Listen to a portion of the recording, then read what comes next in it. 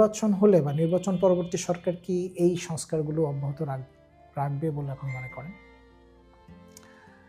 যেটা আমি সেটাই বলতেছিলাম, বিচার বিভাগের স্বাধীনতা থাকাটা অত্যন্ত প্রয়োজন এবং এই সরকারেরও চাই এটা হোক। কিন্তু এখন গণভোটে যদি সব কিছু না হয়ে যায় তাহলে তো আমার কাছে সন্দেহ লাগতেছে যে আমাদের এই সংস্কার কোনোটাই হয়তো হবে না।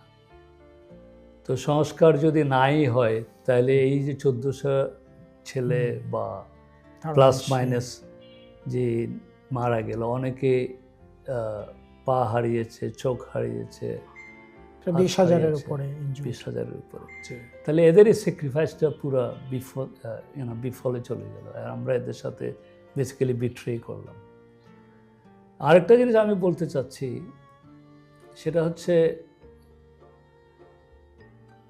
আমরা যে পার্লামেন্ট মেম্বার এটা আমরা করি, পার্লামেন্ট মেম্বার যাতে দেশের উপকার করার চিন্তাধারার থেকেই আসে। আমরা এই গত 30 বছরের কালচারে দেখেছি পার্লামেন্ট মেম্বার হওয়া মানেই টাকা ইনকাম করা। অবশ্যই দেশের কাজ করবে, একজন টাকাও ইনকাম হবে। তো একটা পার্লামেন্ট মেম্বারকে ফ্রি গাড়ি দেওয়া হয়, ট্যাক্স ফ্রি, এটার কোনো পারপাস আমি দেখি না। আমি পার্লামেন্ট মেম্বার, আমি কেন ট্যাক্স ফ্রি গাড়ি আনতে পারবো? এটা কোনো প্রয়োজন নেই। আমার বেতন কমাই দেওয়া দরকার, যাতে আমাকে ডিভাইস করতে হবে যে এটার সাথে টাকার কোনো কানেকশন নেই, আমি মানুষের স্বার্থেই পার্লামেন্ট মেম্বার হচ্ছি। এটা হলে আমার কোনো ফাইন্যান্সিয়াল বেনিফিট নেই। উদাহরণস্বরূপ আমি বলি, টেক্সাসে যে সিনেটে ওদের কোনো বেতন নেই।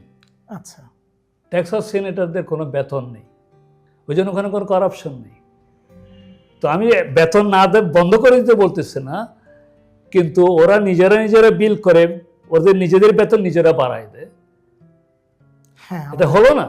নিজেদের বেতন নিজেরা বাড়াচ্ছে, তোদের বেনিফিট সব নিজেরাগুলো নিয়ে নিচ্ছে, কিন্তু সাধারণ মানুষের কাজ থেকে ওদের নিজেদের স্বার্থের দিকে ওদের চোখটা বেশি।